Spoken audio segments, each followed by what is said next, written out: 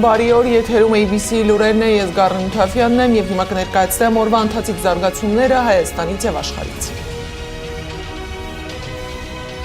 Հիվանդանոցից քրեակատարողական հիմնարկ ու կրկին տուն 14 ժամ տևած դատական նիստից հետո ինչ որոշում է կայացրել դատարանը Սամվել Կարապետյանի գործի վերաբերյալ։ Դատարանը նախագահության Դոլմազյանի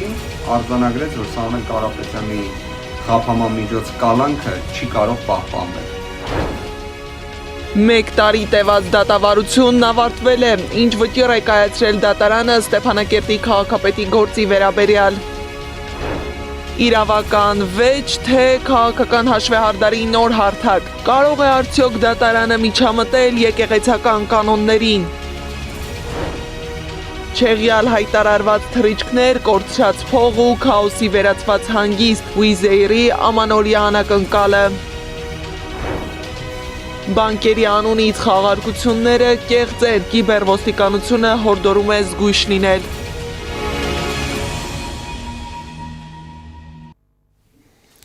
Տնից բանտից էլ կրկին տուն։ 14 ժամ տևած դատական նիստից հետո դատարանը վճիռ է կայացրել Սամվել Կարապետյանի գործի վերաբերյալ։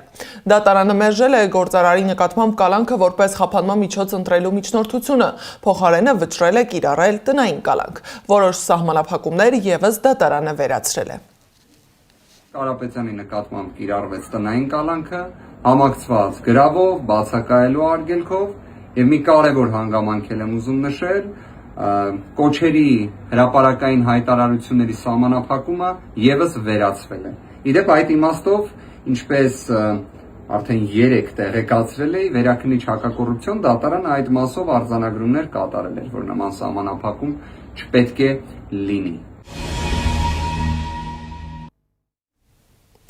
Հիշեցնեմ, որ 3 Սամվել Կարապետյանին հիվանդանոցից տեղափոխել էին Երևան կենտրոն քրեակատարողական հիմնարկ, ընդհատելով բուժումը։ Փաստաբան Արամ Վարդևանյանը պատմել է, երբ Կարապետյանը կաթիլային ներարկում էր ստանում, ոստիկանության 10-ից ավելի ծառայողներ մտել են հիվանդանոց, քանի որ քննիչը գրություն է գրել, որ Սամվել Կարապետյանին անհապաղ տեղափոխեն քրեակատարողական հիմնարկ։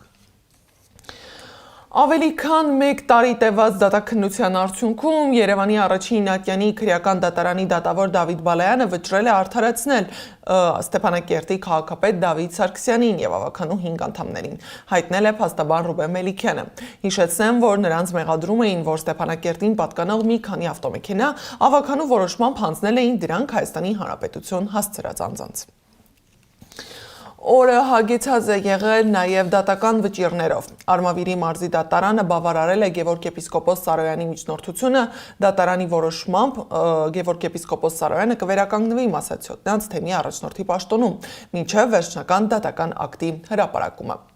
Սակայն տեղի ունեցածն աննախադեպ էր, եպիսկոպոսը դատի է տվել հայ առաքելական եկեղեցուն, վիճարկելով վեհափառի որոշումը։ Փաստաբան Արա Զորաբյանի խոսքով հայրապետի տնօրինությունը չի կարող դատական վերահսկողության առարկա դառնալ։ Հայաստանյայց առաքելական Սուրբ եկեղեցու կանոնադրության 61-րդ հոդվածի համաձայն թեմակալ առաջնորդին նշանակում է ամենայն հայոց կաթողիկոսը եւ հանդիսանում է նրա ներկայացուցիչը։ Անհրաժեշտության պարագայում վեհափառը կարող է պաշտոնից հետ կանչել թեմակալ առաջնորդին։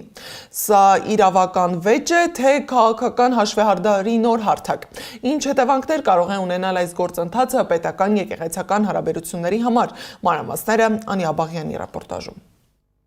Գևորգ Եպիսկոպոս Սարոյանը, որ Նիկոլ Փաշինյանին միացած հոգևորականներից է, դատի է տվել հայաստանյաց առաքելական Սուրբ եկեղեցուն։ Լուրը հաստատում է նաև նրա հիմնած հայ առաքելական եկեղեցու բարենորոգման շարժում անունը կրող կայքը։ Դատարանը կարող է քննել վեհափառ հայրապետի եկեղեցու կանոնների շրջանակում կայացրած որոշում։ Միջամտություն կարող է ունենալ։ Փաստաբան Մարինե Ֆարմանյանի խոսքով հակասահմանադրական քայլ է։ Իրավական առումով անտրամաբանական է, թե հոգևոր առաջնորդի գործողությունները ինչ քննարկման պիտի արժանանան, դա սովորական աշխատանքային հարաբերություններ չեն, դա կրոնական կազմակերպության ներքին կանոնակարգումներն են, հետևաբար աշխատանքային օրենսգրքի նորմեր չեն կարող տարածել։ Նիկոլ Փաշինյանի շարժմանը միացած եպիսկոպոսը պահանջում է անվավեր ճանաչել Մասյացյոտնի թեմի առաջնորդի պաշտոնից իրեն ազատելու մասին ամենայն հայոց կաթողիկոսի հայրապետական տնօրինությունն ու վերականգնել Մասյացյոտնի թեմի առաջնորդի իր պաշտոնը։ Այդ պահանջը դատարանը չի կարող բավարարել, կարծում է փաստաբանը։ Մասյացոտնի թեմի առաջնորդական նոր տեղապահ Ռուբեն Վարդապետ Զարգարյանը կարծում է, ընթացք տալու դեպքում եկեղեցին քայքայելու նոր գործիք է հայտնվելու իշխանության ձեռքում։ Այդ որոշումը եթե կայացվի, ամբողջությամբ քայքայվելու է տրամաբանությունը, եկեղեցի պետություն, հարաբերությունների այն սահմանադրական նորմերը, որ գոյություն ունեն, դրանց ամբողջ տրամաբանությունը քայքայվելու է։ Բացի դրանից քայքայվելու է նաև ամբողջ եկեղեցու ներսում գործող նվիրապետական ամբողջ կառույցը։ Այստեղ շեշտադրում եմ, գաղափարը գործել է իր իրավասությունների շրջանակում։ Գևորգ եպիսկոպոս Սարոյանը Մասյացոտնի թեմի առաջնորդ նշանակվել է 2021 թվականին հայրապետական տնօրինությամբ։ 2026 թվականի հունվարի 10-ին էլ հայրապետական տնօրինությամբ ազատվել թեմի առաջնորդ եկեղեցական պաշտոնից։ Տնօրինության համար հիմք են ծառայել առաջնորդի հանգամանքը չարաշահելու, պարտականությունների մեջ թերանալու, թեմի եկեղեցականից նկատմամբ հարկադրանք ու ճնշումներ գործադրելու պարագաները։ Մասյացոտնի թեմի նոր տեղապահի համար անհասկանալի է եպիսկոպոս Սարոյանի մոտեցումը։ Ինչու ամենայն հայոց կաթողիկոսի նրա առաջնորդ նշանակվելու որոշումն ընդունելի էր, ազատվելու որոշումը չէ։ Չէ՞ որ երկուսն էլ հայրապետն է կայացնում։ Փորձեցինք կապ հաստատել Գևորգ եպիսկոպոս Սարոյանի հետ, սակայն մեր զանգերն անպատասխան մնացին։ Մեր պետական կառույցները ինչու պիտի միջամտեն, որն է լիազորությունները իրենց։ Եկեղեցու ներքին կյանքը կառավարվում է եկեղեցու ընթացակարգերով եւ ոչ թե արտաքին միջամտությամբ։ Փաշինյանին միացած եպիսկոպոս Սարոյանն իր քայլով վերահաստատում է. արշավը ոչ թե անձերի, այլ եկեղեցու դեմ է, նշում է Մասյացոտնի թեմի առաջնորդական տեղապահը։ Եկեղեցու դեմ Գևորգ եպիսկոպոսի հայցադիմումն Արմավիրի մարզի առաջին ատյանի ընդհանուր իրավասության դատարան է մուտքագրվել հունվարի 15-ին, մակագրվել է դատավոր Էդգար Հովհաննիսյանին։ Փաստաբան Մարինե Ֆարմանյանը կարծում է, հայցադիմումը մերժելու է դատարանը։ Անիա Բաղյան, Անդրանիկ Մանսուրյան, ABC Media։ Իսկ Շիրակի թեմի առաջնորդ Միքայել arczepiskopos Աջապահյանը, որը դեռ բուժվում է Իզմիրյան բժշկական կենտրոնում, կարդացել է Հայ առաքելական եկեղեցու ԱՄՆ արևմտյան թեմի առաջնորդ Հովնան arczepiskopos Տերտերյանի հայտարարությունը, որը միացել է Փաշինյանի այսպես կոչված բարենորոգման ծրագրին։ Միքայել Սրբազանը գրել է, որ նրանք, որոնք հայտարարում են, թե մտահոգված են եկեղեցու ներքին կյանքը խաթարող աղմկահարույց դեպքերով, անում են ինքնախոստովանություն, քանի որ հենց իրենք եւ միայն իրենք են խաթարել եկեղեցու ներքին կյանքը, իրենց դավադիր եւ գաղթագողի խարդավանքը հրապարակելով։ Իբրև վեհափար հայրապետը պարտակել է Արշակ Սրբազանին վերագրվող ամբարկեշտ արարքը։ Ավելորդ այս ծիծաղելի մեղադրանքին անդրադառնալը, գոնե իրար հետ համաձայնեցրեք ձեր հայտարարությունները։ Միտիրադավ հայտարարում է, թե վեհափարը պատվիրել այդ տեսանյութը, իսկ սա ասում է, թե պարտակել է։ Առաջին հերթին կողմնորոշվեք, իսկ հետո սկսեք կամաց առիթը զանազանել պատճառից։ Թեև երևի դժվար կլինի, ինչպես երևում է ձեր գործունեությունից։ Ցավալիորեն կրկնվում է գլխավոր մոլագարի շրջանառած այն թեզը, թե վեհափարը պարտադրել է աղա Նաբեղային։ Սա նույնպես պատճառ չի կարող լինել, այլ սոսկ առիթ, իսկ իրականությունն է, որ նախկին Աբեղայի իշխանության հասցեին արած դժգոհությանն ի պատասխան վեհափարը պարզապես հարցրել է. իսկ այդ դեպքում ինչու դու եւ մայրդ ցուցարարների շարքում չեք։ Սա է հենց նախկին Աբեղայից ինձ պատմվածը ժամանակին։ Փաստորեն հեղինակը անվերապահ հնազանդություն վեհափարին հայտնելու փոխարեն նույնը սկսել է հայտնել երկրի գլխավոր հանցագործին, որի կիսատ պրատ ինչ որ թղթի կտորը դառնում է փաստեր։ Նողկալի է այդքան իջնելը։ Արշակ Սրբազանի վերաբերյալ Հայ առաքելական եկեղեցու ԱՄՆ արևմտյան թեմի առաջնորդի հայտարարություններին անդրադարձել է նաև փաստաբան Արսեն Բաբայանը, որպես Արշակ arczepiskopos Խաչատրյանի դատավարական ներկայացուցիչ պաշտոնապես հայտարարել է, որ մինչ այս պահը գոյություն չունի որևէ փորձաքննություն, որը կհաստատեր հայտնի տեսագրության մեջ Արշակ Սրբազանի մասնակցությունը։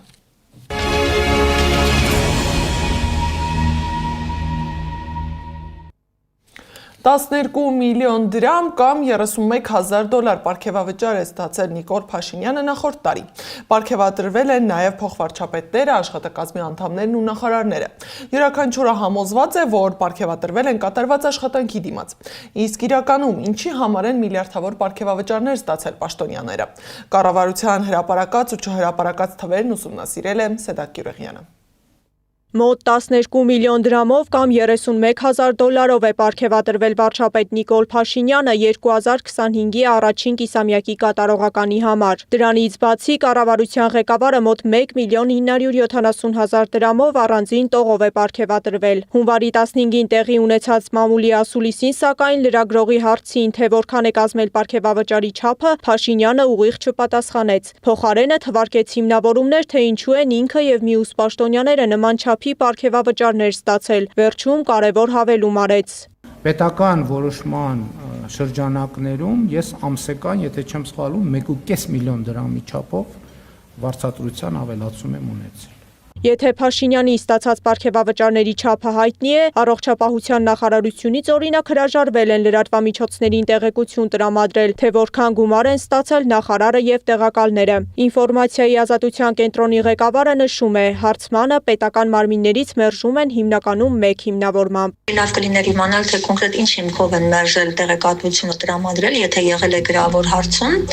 բայց սովորաբար նախկին փորձը ցույց է տալիս, որ հիմնականում մերժում են անձնական տվյալ լինելու հանգամանքով պայմանավորված, ինչը հակասում է եւ անձնական տվյալների պաշտպանության օրենսդրությանը եւ տեղեկատվության ազատության մասին օրենսդրությանը։ Ըստ Դոյդոյանի այս պատճառը անհիմն է, քանի որ պաշտոնատար անձինք, ովքեր հայտարարագրում են իրենց եկամուտները, ըստ հանրային ծառայության մասին օրենքի պարտավոր են տեղեկատվություն տրամադրել հարցման դեպքում։ Արդարադատության նախարար Սրփուհի Գալյանը չի խուսափել իր պարգևավճարի չափը հանրայնացնելուց։ Մոտավորապես 7 միլիոն, եթե չեմ սխալվում, հարկերը հանած 6-ից 7 միլիոնի կարգի, բայց ճշգրտված կներկայացնեմ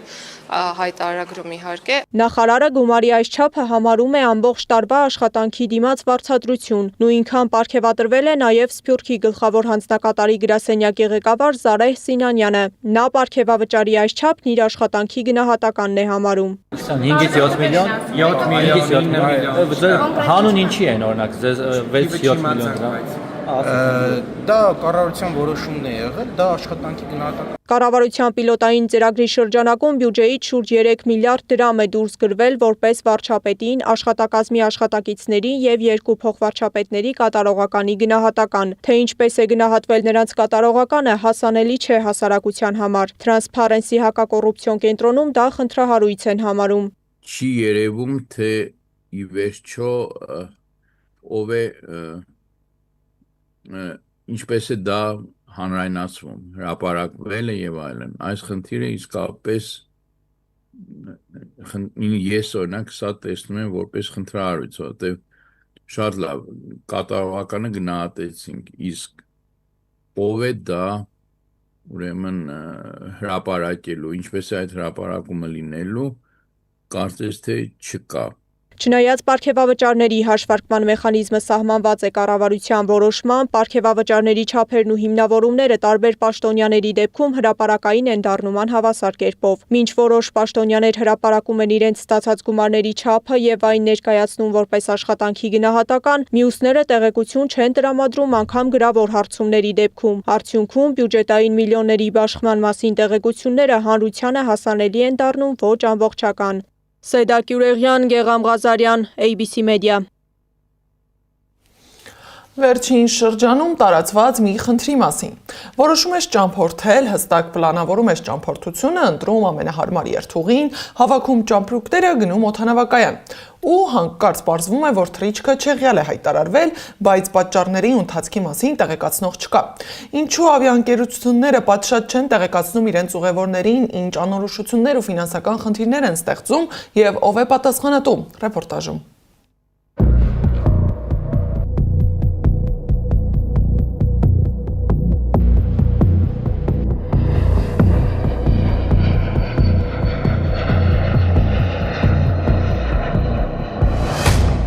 Պատկերացրեք, ամիսներ առաջ պլանավորել եք ամանորի ընտանեկան ճամփորդությունը, ընտրել եք թե ֆինանսապես, թե ժամանցային ամենահարմար երթուղին, հավաքել եք ճամպրուկները, երեխաների հետ հեվի-հև հասել օդանավակայան ու ժամեր անց պարզել, որ թռիչքը չեղյալ է հայտարարվել։ Հենց այսպես էլ սկսվում է զրուցակցից ճամփորդությունը, երբ արդեն հանձնում են ճամպրուկները, պարզվում է, որ հունվարի 2-ին Երևան-Պրահա նախատեսված թռիչքը հետաձգվում է։ Ավիաընկերության հետ կապ հաստատել չի հաջողվում։ Հստակ տեղեկություն չկա ոչ թռիչքի նոր ժամի, ոչ էլ հետագա քայլերի մասին։ Ու սկսվում է ժամերով ձգվող սպասումն ու անորոշությունը։ Ժամերը դառնում են օրեր։ Հունվարի 2-ին մեր թռիչքը նախատեսված էր ժամը 17-ին։ Արդեն օդանավակայանում էինք, երբ ասացին, որ ուշացում է լինելու, երբ է նոր թռիչքի ժամը կամ առհասարակ լինելու է թռիչք, ոչ մի տեղեկություն չկար։ 2-3 ժամ սպասեցինք, վիզերի գրասենյակ կամ կապի միջոց չկար։ Դիմեցինք օդանավակայանի ինֆորմացիոն կենտրոնին, ասացին, որ շարունակենք սպասել։ Կապի մեջ են ավիաընկերության հետ ու նորություն ունենալուն պես կասեն։ Սակայն այդպես էլ նորություն չեղավ, բայց մեզ ասում էին չգնանք, որովհետև ցանկացած պահի հնարավոր է տեղի ունենա թռիչքը։ Այդուամենայնիվ մենք որոշեցինք վերադառնալ տուն եւ սպասել, որովհետեւ տեղեկություն ունեինք, որ Պրահա մեկնող ինքնաթիռը Համբուրգից պիտի գար Երևան, բայց այդ թռիչքը տեղի չի ունեցել։ Միայն կեսգիշերին մոտ ավիաընկերությունը մեյլով տեղեկացրեց, որ թռիչքը հետաձգվում է, իսկ ավելի ուշ հայտնեցին, որ ընդհանրապես չեղյալ է հայտարարվում։ Ստացվում է եվրոպական ավիաընկերությունը միայն 5 ժամ անց է ուղևորներին զգուշացրել, որ թռիչքը հետաձգվում է, տալով ընտրության երկու տարբերակ՝ կրկին տոմս ամրագրել հաջորդ թռիչքի համար կամ հետ պահանջել տոմսերի գումարը։ Պարզվում է, որ հաջորդ թռիչքի համար բոլոր տոմսերն արդեն սպառված են, զանգում ենք ավիաընկերության աջակցության կենտրոն, որը հայկական համար է, բայց Հայաստանում չի գործում, ասում են կարող են տոմս ամրագրել հունվարի 5-ի համար, իսկ վերադարձը կլինի հունվարի 9-ին։ Մինչդեռ տուրիստական գործակալությունն ասում է, որ չկա ազատ տեղ, ոնց են ուզում տոմս ամրագրել։ Մի խոսքով մի խառնաշփոթ, փորձում են հյուրանոցի ամրագրումը քենսել անել, բայց ասում են փողը չեն վերադարձնի։ Վիզից ամբողջ գիշեր ասում են սպասեք զանգի, այդպես էլ չեն Արդյունքում որոշում ենք հրաժարվել իրենցից ու տոմսեր ամրագրել Lufthansa-ով։ Արդյունքում այս ընտանիքը կորցրել է Պրահայում ամրագրված հյուրանոցի 2 օր, եռակի թանկ վճարել նոր տոմսերի համար, իսկ վնասի փոխհատուցման մասին խոսք չկա։ Փնթի, անկազմակերպ, ուղևորներին զրո աջակցություն, կապի տոտալ բացակայություն, վիզայի ուղևորների նկատմամբ դրսևորել է զրո պատասխանատվություն։ Ըստ էության որևէ աջակցություն կամ փոխհատուցում չենք ստացել։ Wizz Air-ն ամանորյա նման անակնկալ է մատուցել նաև մի քանի օր անց, արդեն Երևան վերադարձողներին։ Ավիաընկերությունը չեղյալ է հայտարարել հունվարի 9-ին նախատեսված Պրահա-Երևան չվերթը, առանց պարզաբանման եւ առանց ուղևորներին այլընտրանք առաջարկելու։ Ոչ մի ինֆո չկա, ֆլայթը քենսել ա եղել, քանի օրից են մեզ cover անում, քանի օրից մենք պետքա թռնենք հետ գանք։ Ընդհանրապես աբսոլյուտն ոչ մի ինֆո չկա, ասենք մարդը ծախսել է իր հանգստի ժամանակ իր ամբողջ փողերը ծախսել է։ Հիմա մենք մեզնով պետքա գնանք այդ հոթել, մի օր մնանք, ինչ ենք անելու, ոնց ենք անելու, երբ համերրեյսը, զրո ինֆորմացիա։ Փոխարենը ավիաընկերությունն առաջարկել է ուղևորներին մեկնել Պրահա-Քութայիս չվերթով եւ այնտեղից սեփական միջոցներով հասնել Երևան կամ ընտրել Պրահա-Ստամբուլ-Երևան երթուղին։ Բլոգերի խոսքով ավիաընկերությունը չի տրամադրել ոչ տրանսպորտի, ոչ հյուրանոցի, ոչ էլ սննդի կամ ջրի վաուչերներ։ Խաոսը հիմա վերջնականացնեմ։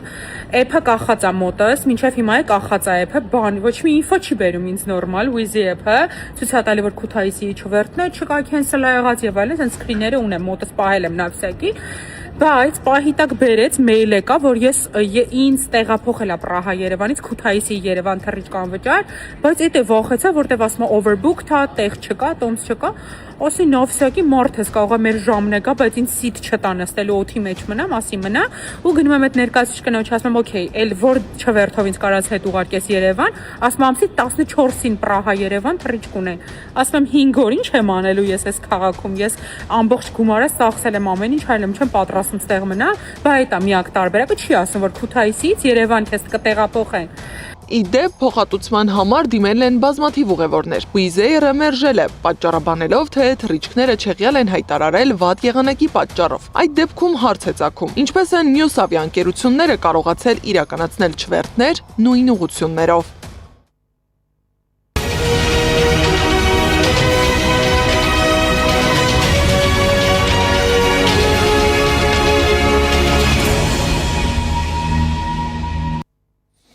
Միջազգային լրահոսից ԱՄՆ նախագահ Դոնալդ Թրամփը հայտարարել է, որ ոչ ոք իրեն չի փորձել համոզել հետ կանգնել Իրանին հարվածելու մտքից։ Ոչ ոք ինձ չի փորձել համոզել, ես ինքս եմ ինձ համոզել, լրագրողներին ասել է Թրամփը։ ԱՄՆ նախագահն ասել է, որ իր որոշման վրա մեծ ազդեցություն է ունեցել այն փաստը, որ Իրանի իշխանությունը չեղյալ է հայտարարել հունվարի 15-ին նախատեսված ավելի քան 800 մահապատիժ։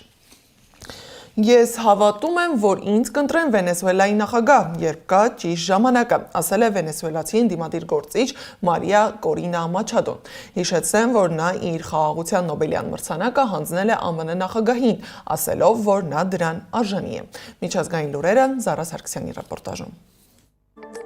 Դոնալդ Թրամփը սպառնացել է կիրառել ապստամբության մասին օրենքը սեփական երկրում Մինեսոտայում զորքեր տեղակայելու համար։ Որոշումը կայացվել է Մինեապոլիսի փողոցներում ներգաղթային գործակալների թվի աճի դեմ մի քանի օր տևած բողոքի ցույցերից հետո։ Ցուցարարների եւ դաշնային պաշտոնյաների միջև բախումները սրվել են այն բանից հետո, երբ ներգաղթի եւ մաքսային ծառայության գործակալ նորեր առաջ Մինեապոլիսում մեքենայում սպանեց Միացյալ Նահանգների քաղաքացի 37-ամյա Ռենե Գուդին։ Դեպքից հետո բողոքի ցույցերը տարածվեցին այլ քաղաքներում եւս։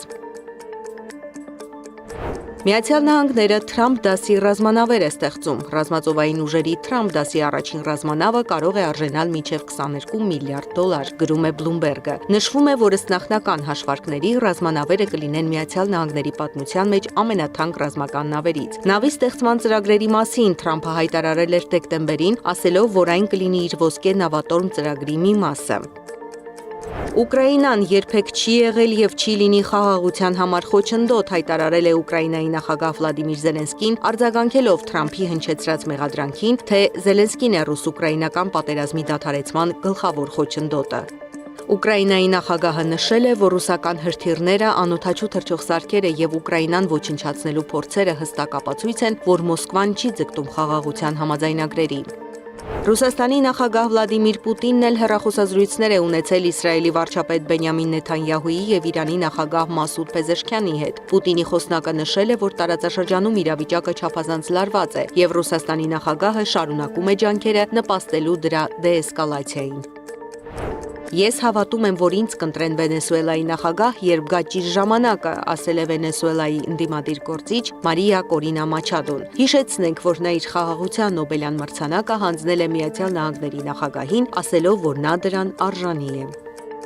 Բուխարեստում հազարավոր մարդիկ դուրս են եկել բողոքի ցույցի, պատճառն իշխանությունների նոր օրենքն է, որը մինչև 5 տարվա ազատազրկում է նախատեսում ռասիստական եւ հակասեմական արտահայտությունների համար։ Ցուցարարները դա համարում են խոսքի ազատությունը ճնշելու գործիք։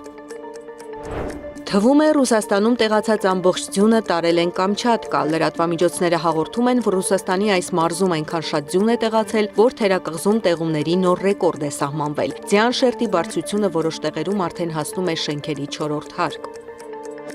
Ճապոնիայում էլ բրինձ ծեծելու արարողություն է անցկացվել՝ ի նշան առատության եւ ընտանիքի պաշտպանության։ Այս ծեսն իրականացնում են կիմոնոներով կանայք, փայտե մուրճերով։ Զարա Սարգսյան, Անդրանիկ Մանսուրյան, ABC Media։ Մակրոնը Ելիսեյան պալատում հանդիպմանը եկել է արևային ակնոցով, կարմրած աչքի պատճառով։ Նա ներողություն է խնդրել, ասել է, որ որոշ ժամանակ ստիպված է այդպես ներկայանալ հանդիպումներին, այնպես որ դուք ստիպված կլինեք հանդուրժել իմ այս տեսքը, կատակել է նա։ Եվ վերջում, սոցիալական տարբեր հարթակներում տարածվում են իբր հայկական բանկերի անունից կազմակերպված խաղարկությունների գովազդներ, որոնք կեղծ են, հայտարարել է ներքին գործերի նախարարության կիբերոստիկանությունը։ Նշվում է, որ իբր այդ խաղերին մասնակցելու դեպքում հնարավոր է շահել փող, իսկ գովազդում նշված հղումով մտնելով առաջին 10 անձինք ևս կարող են ստանալ դրամական շահում։ Իրականում նման խաղարկությունների միջոցով հանցագործները փորձում են խաբեությամբ ձեռք բերել անձնական եւ բանկային տվյալները, որոնք հետագայում գործածում են դրամական միջոցների հափշտակության նպատակով։ Ոստիկանությունը հորդորում է չմասնակցել նմանատիպ խաղարկություններին, չանցնել կասկածելի հղումներով, չմուտքագրել անձնական կամ բանկային տվյալները ոչ վստահելի կայքերում։ Այս ժամի համար նախատեսել էինք այսքանը, շարունակեք հետևել մեզ YouTube-ում, Facebook-ում, Telegram-ում, WhatsApp-ում, Instagram-ում ու TikTok-ում կամ այցելեք մեր պաշտոնական կայք www.abcmedia.am։ Ես Գառնիկ Միքայելյանն եմ, շնորհակալություն ուշադրության համար, կհանդիպենք ժամը 18-ին լուրերի գլխավոր թողարկմանը։ Առայժմ։